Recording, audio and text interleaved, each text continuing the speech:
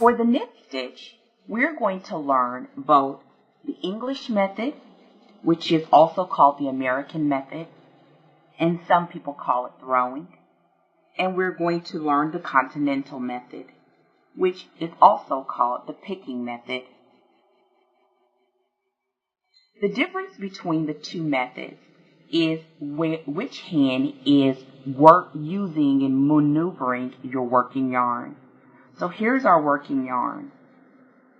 Our tail, we should try to place it out of the way as much as possible. And you want your stitches to be in your left hand and your free needle to be in your right hand. For this first demonstration, I'm going to show you how to do the English method.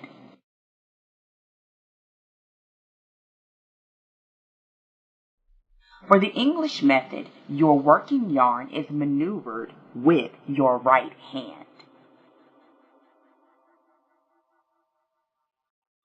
Your needle, your free needle will be in your right hand as well, and we are going to insert the right needle, the tip, through the stitch on your left hand, going from the front to the back. It will make a small X between the needle points, and I'm going to just turn it a little bit so you can see here. You will take your yarn with your right hand and you're going to go up and over that back needle. Then you're going to pull the needle through by bringing it forward. You will slide off the old stitch, and now you have the new stitch on your right needle. You can give it a slight little pull. You don't want to make it too tight, but you want to make sure that that stitch is on there nice and snug without being tight. So I guess maybe not snug. Let's do that again. You're going to insert the needle from the front to the back. You're going to stabilize with your fingers. Now I stabilize with my thumb and my index finger as I use my right hand to go up and over and pull it forward and slide it off.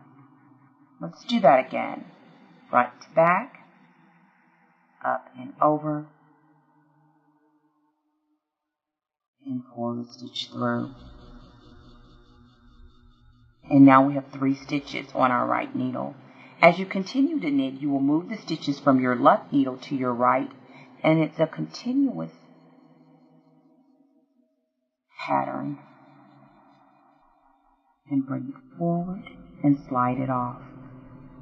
I'm going to do a few more stitches.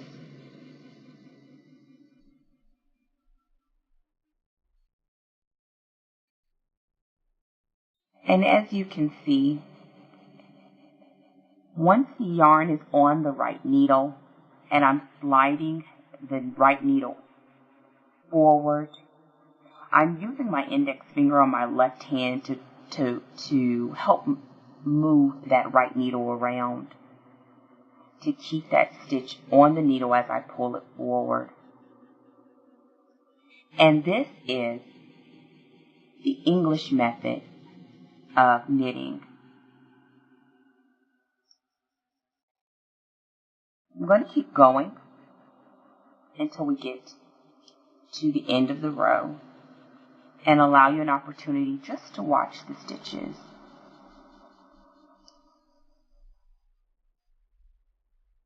Front to back, up and over, through, slide the stitch off.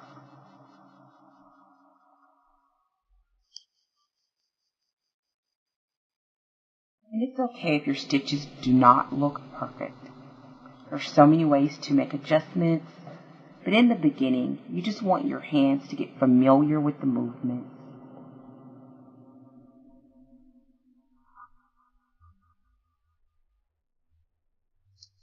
And here is what we have. Have a few more stitches left.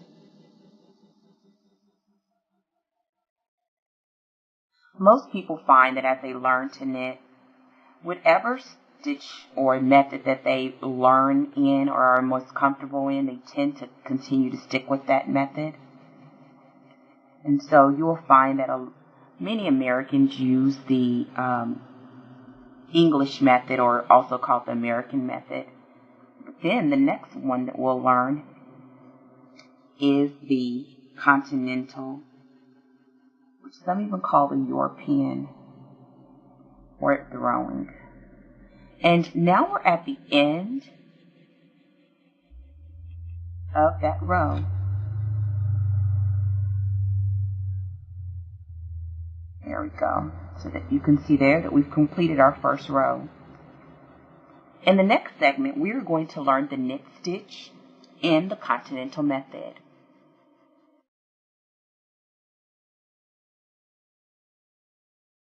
You want to place your stitches with the needle with your stitches in your left hand again. And now we're going to do the Continental method.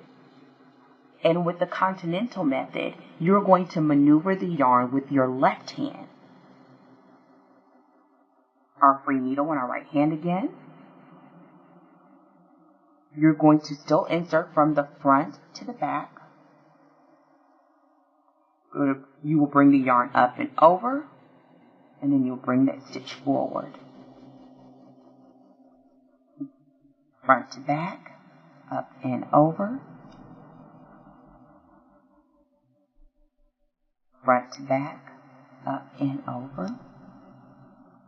And I will do a few more stitches. Now as you move the stitches from your left needle to your right, you can use your hand or your fingers to slowly kind of shift those stitches up. When I'm using these bamboo needles, which are the needles I'm using here, they don't slide as easy, but that's both a good thing and a bad thing. The good part is that it helps the stitches to keep from falling off of your needle as you're learning to do your work. But the bad side is that they don't slide as easily if you knit tight like I do. Again, front to back, up and over, pull the yarn forward and slide the back stitch off. And that will leave us with the stitch on our right needle. I will continue across the row so that you can watch a few more stitches. As advised in the past videos, I strongly recommend that you continue to do the knit stitch, trying both methods for at least 2 to 3 rows each until you see which method you are most comfortable with. And once you're comfortable with doing the knit stitch, then you'll be ready to move forward and work on the purl stitch. I have 2 stitches left, and now 1.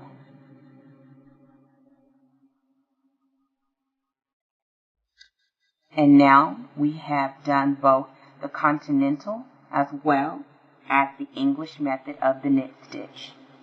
We'll learn a little bit more about reading your stitches so that you'll notice the difference between the type of material or fabric that a knit stitch makes versus a purl stitch.